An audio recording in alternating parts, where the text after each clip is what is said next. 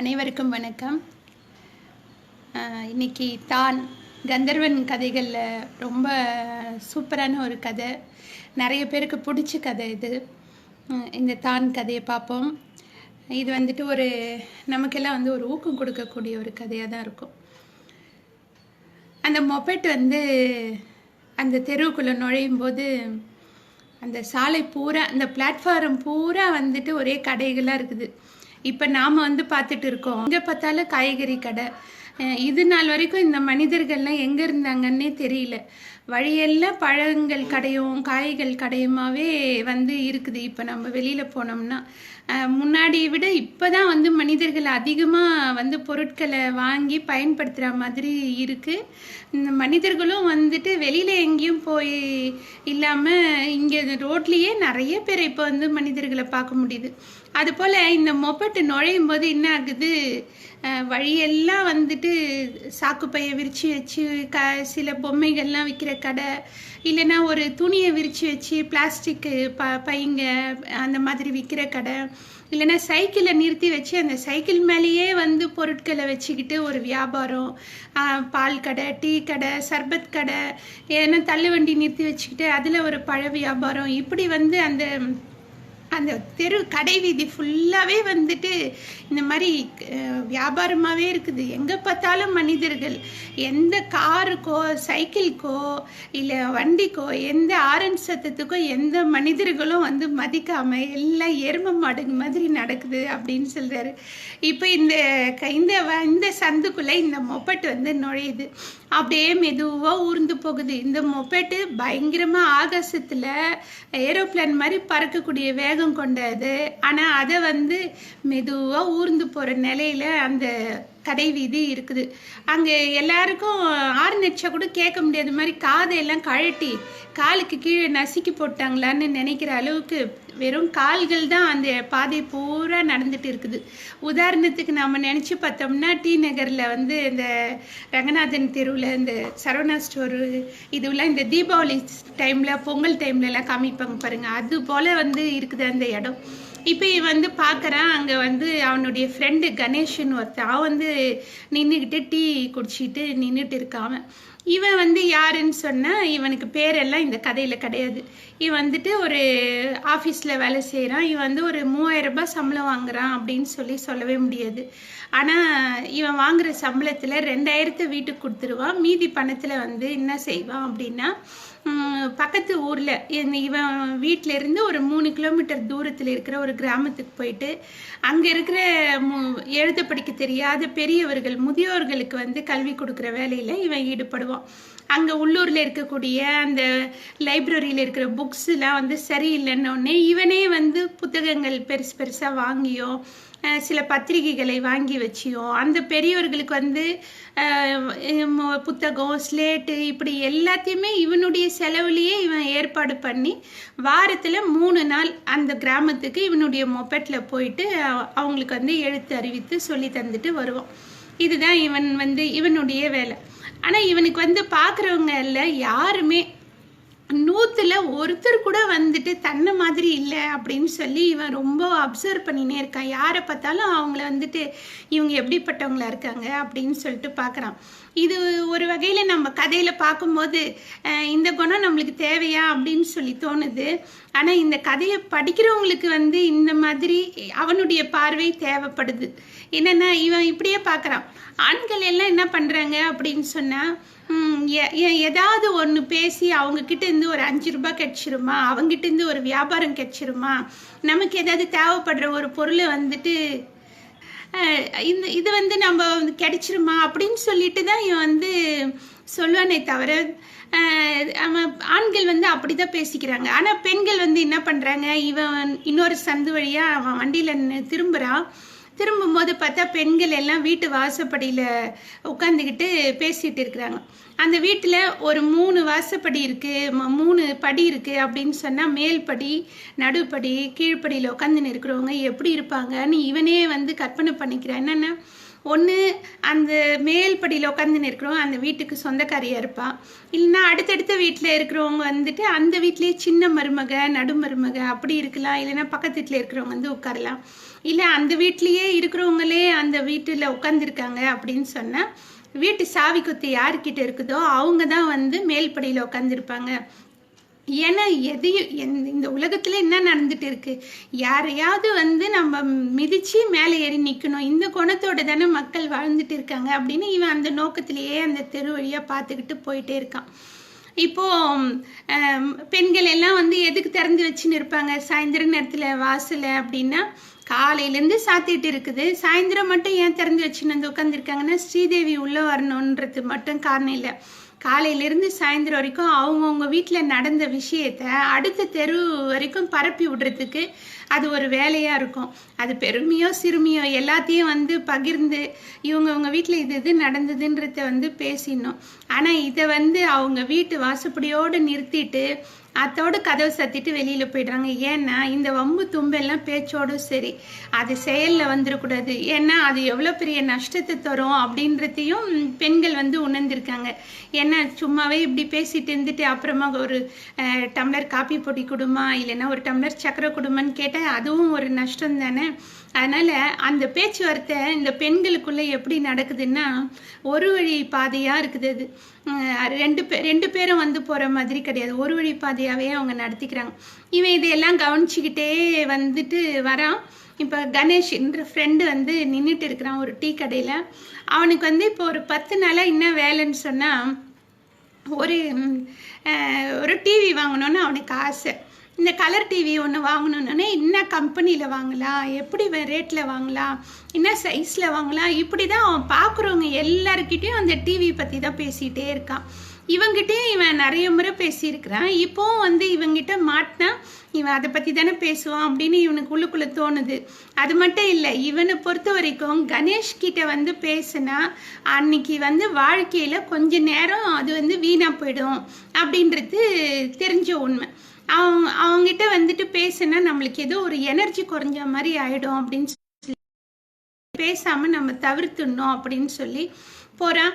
ஆனாலும் அவன் என்ன பண்ணுறான், நில்லுப்பா அப்படின்னு சொல்லி கை போட்டு நிறுத்திட்டு இவங்கிட்டையும் வந்துட்டு பேச ஆரம்பிக்கிறான். இவன் தலையெழுத்தேன்னு சொல்லி நம்ம தெருவாச்சே, இவங்கிட்ட நம்ம தவிர்த்துக்கணும் போக முடியாதே அப்படின்னு சொல்லி கவனிக்கும் போது தான் பார்க்குறான் அந்த டீ கடைக்கு எதிர்க்க வந்து ஒரு டிஸ்பென்சரி இருக்குது, ஒரு சின்ன ஹாஸ்பிட்டல் இருக்குது. அந்த ஹாஸ்பிட்டலில் இப்படி திரும்பி பார்க்கும்போது திடீர்னு இவனுடைய மூளை வந்து இப்படி ஒரு பதட்டம் அடையுது.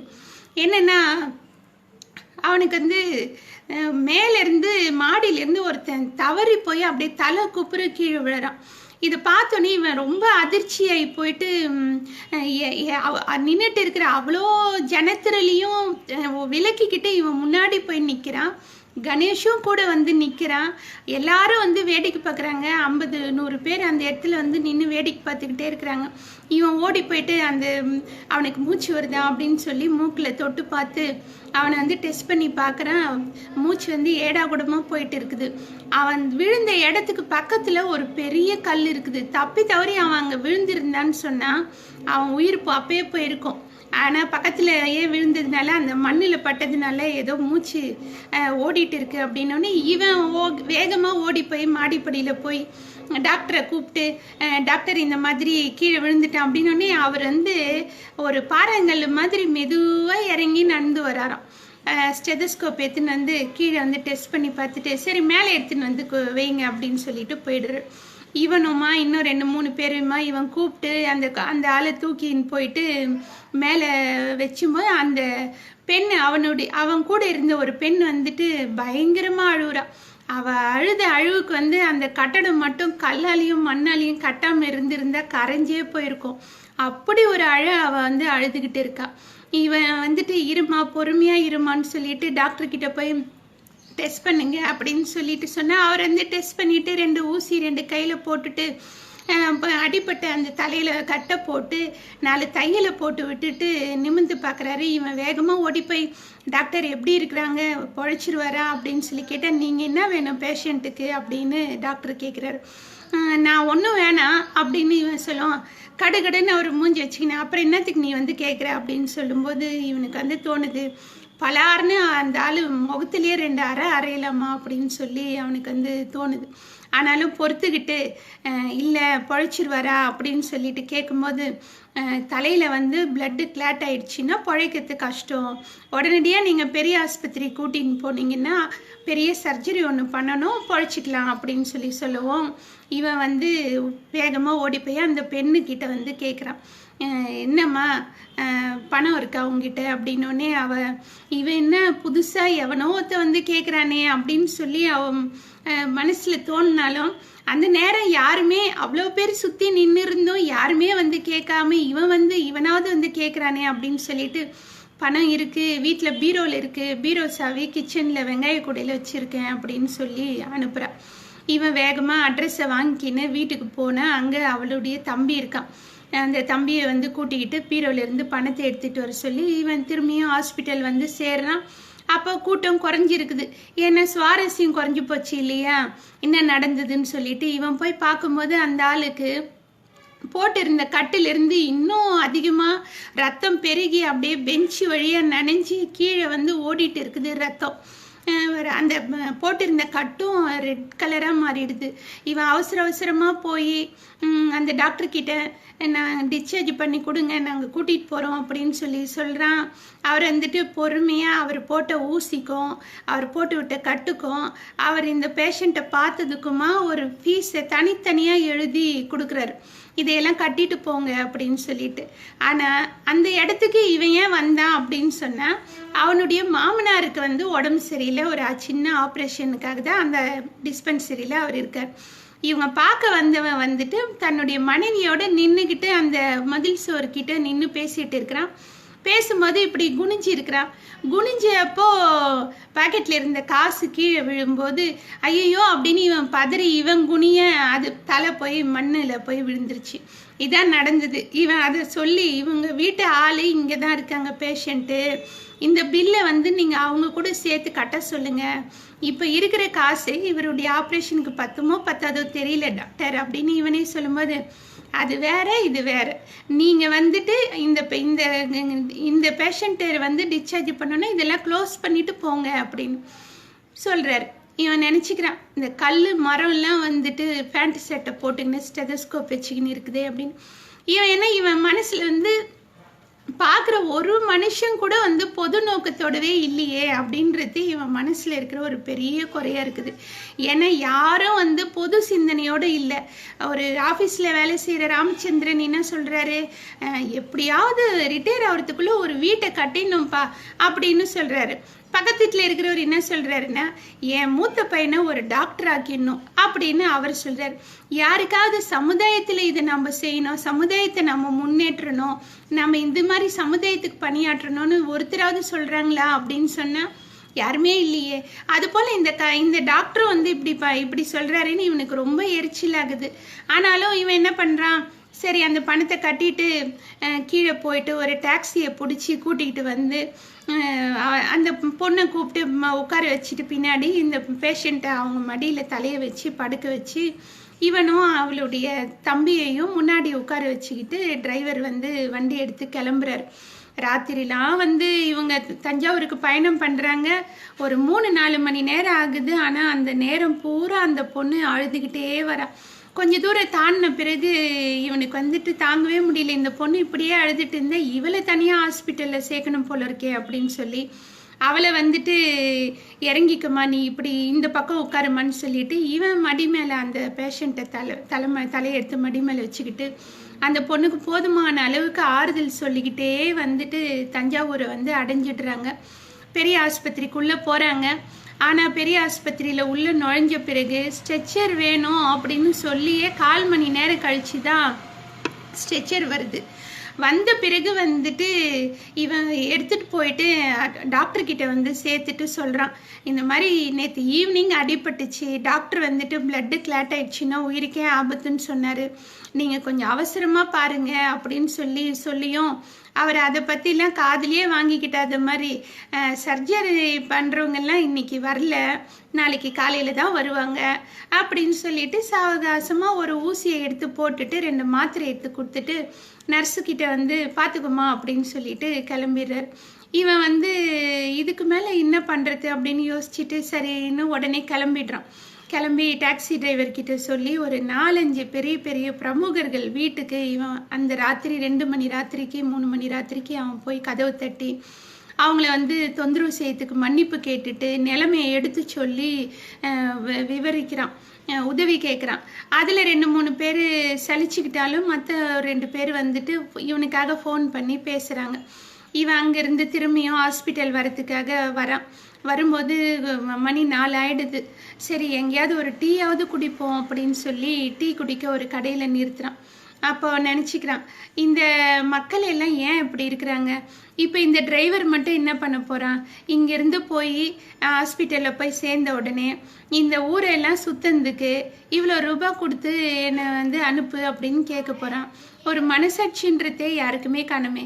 செத்தவன் வந்து இப்போ அடிபட்டு விழுந்திருக்கிறவன் வந்து அவனுக்கு என்ன வயசாகுது, அவன் யாரு, அவன் பேர் என்ன, அவன் நல்லவனா அவன் கெட்டவனா எதுவுமே தெரியாமல் நமக்கு மட்டும் ஏன் இது வந்து தோணுது? இந்த டிரைவரும் இப்போ வந்து நம்மளை என்னை கழட்டி விடு அப்படின்னு தான் சொல்லுவான், நம்ம தான் செய்யணும் அப்படின்னு சொல்லி நினச்சிக்கிட்டே திரும்பியும் காரில் வராங்க. ஹாஸ்பிட்டலில் வந்தவொடனே அவன் அதே பாஷையில் கேட்குறேன், சார் என்னை வெட்டி விடு சார், போதும் சார், ராத்திரிலேருந்து நான் வண்டி ஓட்டிகிட்டு இருக்கிறேன் அப்படின்னு சொல்லி இவனுடைய சொந்த பணத்தை கொடுத்து டிரைவரை அனுப்பி வச்ச பிறகு இவன் ஹாஸ்பிட்டலுக்குள்ளே வந்து பார்க்கும்போது பார்த்தா அந்த பேஷண்ட்டை சுற்றி ஒரு 4-5 டாக்டர் இருக்காங்க. இவன் நினச்சிக்கிறான், சரி பார்த்த பிரமுகர்களில் யாரோ ஒருத்தர் செஞ்ச ஃபோனு ஒர்க் அவுட் ஆகிருக்கு, இவனுக்கு இப்போ கவனிப்பு நடக்குது அப்படின்னு சொல்லி அப்படியே ஒரு சேரில் உட்காரும்போது ஒரு டாக்டர் வந்துட்டு சொல்கிறாரு, உங்களுக்காக தான் வெயிட் பண்ணிட்டு இருந்தோம், பேஷண்ட்டுக்கு நிறைய ரத்தம் போயிருக்குது, ரத்தம் கொடுக்கணும், நீங்கள் உங்கள் கூட வந்தவங்க எல்லாரும் ரத்தம் கொடுத்தீங்கன்னு சொன்னேன், யார் ரத்தம் சேருதுன்றதை பார்த்து நம்ம ஆப்ரேஷனுக்கு ரெடி பண்ணலாம், இல்லைனாலும் ரத்தத்தை மாற்றிக்கலாம் அப்படின்னு சொல்லவும் இவன் வந்து நினைக்கிறான், இது வரைக்கும் நம்ம வாழ்க்கையில் யார் யாருக்கும் என்னென்னவோ உதவி செஞ்சுருக்கோம், ஆனால் இவ்வளோ உடல் ஆரோக்கியத்தோடு இருக்கக்கூடிய நமக்கு ரத்த தானம் செய்யக்கூடிய ஒரு வாய்ப்பு மட்டும் கிடைக்காமே இருந்தது, இன்னைக்கு நமக்கு அதுக்கான ஒரு வாய்ப்பு கிடைச்சிருக்குன்னு சொல்லிட்டு அந்த பேஷண்ட்டுடைய மனைவி மச்சான் 2 பேருக்கு முன்னாடி இவன் போய் கையை நீட்டி ரத்தம் கொடுக்கறதுக்கு நான் தயார் அப்படின்றான். இப்போ நர்ஸு போதுமான அளவுக்கு இவன் ரத்தத்தை வந்து எடுத்து முடிச்சிட்ட பிறகு ஒரு குளுக்கோஸ் பேக்கெட்டை கொடுக்குறாங்க. இவன் குடிக்கிறான். ஆனாலும் இவனுக்கு ரொம்ப அலுப்பாக இருக்குது. சரி இன்னும் கொஞ்சம் ஒரு ஜூஸ் குடித்தா நல்லா இருக்குமே அப்படின்னு சொல்லிட்டு வெளியில் வரான். காலையில் 6 மணி ஆகிடுது. வெளியில் கடைகளும் வந்து திறக்க ஆரம்பிக்கிறாங்க. எதிர்க்க இருந்த ஒரு கடையில், ஒரு பழக்கடையில் போயிட்டு ஜூஸ் போட சொல்லலாம் அப்படின்னு சொல்லி பார்த்தா அங்கே வந்து ஒரு மனிதர் 40 வயது மதிக்கத்தக்கவர் வந்து ஒரு அழுக்கான லுங்கியை கட்டிக்கிட்டு அங்கே இருக்கக்கூடிய பொருட்களை எல்லாத்தையும் எடுத்து அன்னைக்கு பூராவும் அவர் வேலை செய்யறதுக்கு எந்தெந்த பொருளை எந்தெந்த இடத்துல வச்சா வசதியாக இருக்குமோ அப்படி பொருட்களை எடுத்து வசதியாக அடுக்கிறாரு. பழங்களை எல்லாம் பழக்குடியிலேருந்து எடுத்து அந்த ட்ரேயில் அடுக்கி வைக்கிறாரு. ஒரு மிக்சியை எடுத்து க்ளீன் பண்ணி வைக்கிறாரு. இவன் போயிட்டு கிட்ட போய் நின்றுட்டு பார்க்குறான், ஒரு சாத்துக்குடி ஜூஸ் குடித்தா நல்லா இருக்கும்னு பார்க்குறான். ஆனால் அங்கே வச்சுருந்த ட்ரேயில் சாத்துக்குடி இல்லை. சரி பக்கத்து கடைக்கு போகலாம் அப்படின்னு இவன் திரும்பும்போது அவர் வந்து பார்த்துட்டு என்ன சார் வேணும் அப்படின்னு கேட்கும்போது, இல்லை சாத்துக்குடி ஜூஸு அப்படின்னு சொல்லி இழுக்கும். இருங்க சார் அப்படின்னு சொல்லிட்டு, டே பையன் இந்தாடா பணம், போய் பக்கத்தில் போயிட்டு சாத்துக்குடி வாங்கிட்டு வா அப்படின்னு சொல்லுவோம். அவன் ஓடி போயிட்டு உடனே வாங்கின்னு திரும்பி வரான். இவர் டக்கு டக்குன்னு பழங்களை வெட்டி உடனே ஜூஸ் போட்டு இவர் கையில் வந்து கொடுக்குறான்.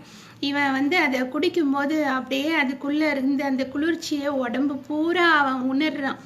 உணர்ந்த பிறகு அப்போ தான் அவனுக்கு திரும்பியும் ஞாபகம் வருது, தான் வந்து ரத்தம் கொடுத்த அந்த ஒரு மகிழ்ச்சியையும் இன்னைக்கு அந்த ரத்தம் கொடுத்ததுனால ஒரு உயிர் காப்பாற்றப்படுமே அப்படின்னு ஒரு சந்தோஷத்துலேயும் தன்னுடைய கையை அப்படியே பிரித்து பார்க்குறான். பிரித்து பார்த்துட்டு ஜூஸ் பாட்டில் எடுத்து குடிச்சதை வந்து டேபிள் மேலே வச்சுட்டு எவ்வளோ ரூபாய் ஆச்சு அப்படின்னு சொல்லி பேக்கெட்டில் கையை விட்டு எடுக்கும்போது அந்த அந்த கடைக்காரர் வந்து சொல்கிறாரு, நீங்கள் ரத்தம் கொடுத்துட்டு வந்தீங்களா அப்படின்னு சொல்லிட்டு, ஆமாம் அப்படின்னு சொன்னோடனே அவர் சொல்கிறாரு, இல்லைங்க நான் வந்துட்டு ரத்தம் தானம் பண்ணவங்க கிட்ட பைசா வாங்கிறது கிடையாதுங்க அப்படின்னு. இல்லை காலையிலேருந்து இதுதானே நான் தானே ஃபஸ்ட்டு கஸ்டமர், நீங்கள் வந்துட்டு முதல் ஆள்கிட்டே நீங்கள் பணம் வாங்காமல் இருந்தால் எப்படி அப்படின்னு சொல்லி இவன் கேட்கும்போது, எதுவாக இருந்தால் நாங்கள் என்னுடைய கொள்கை இது அப்படின்னு சொல்லிட்டு அவர் சொல்லும்போது தான் இவன் வந்து நேத்திலிருந்து நாம் வந்து ஒரு கொள்கையோடு நம்ம இருக்கோம், நமக்குன்னு ஒரு கொள்கை இருக்கு. ஆனால் பார்க்குறவனுக்கெல்லாம் ஒரு கொள்கை இல்லாமையே இருக்கிறானுங்களே, இவன்லாம் பணத்தை நோக்கியே அலையிறானே, இவன்லாம் இப்படி புகழ நோக்கியே அலையிறானே அப்படின்னு சொல்லி இவனுக்கு இருந்த அந்த ஒரு ஆற்றாமை எல்லாம் வந்து போயிட்டு, ஒரு ஜூஸ் கடைக்காரரு எவ்வளோ ஒரு பெரிய கொள்கையோடு அவர் வந்து அதில் தவறாமல் இருக்கிறாரோ அதுபோல் நம்மளும் தவறாமல் இருந்தால் போச்சு அப்படின்னு சொல்லிட்டு ஒரு உறுதியோடு திரும்பியும் அவன் ஹாஸ்பிட்டலை நோக்கி நடக்க ஆரம்பிக்கிறான்.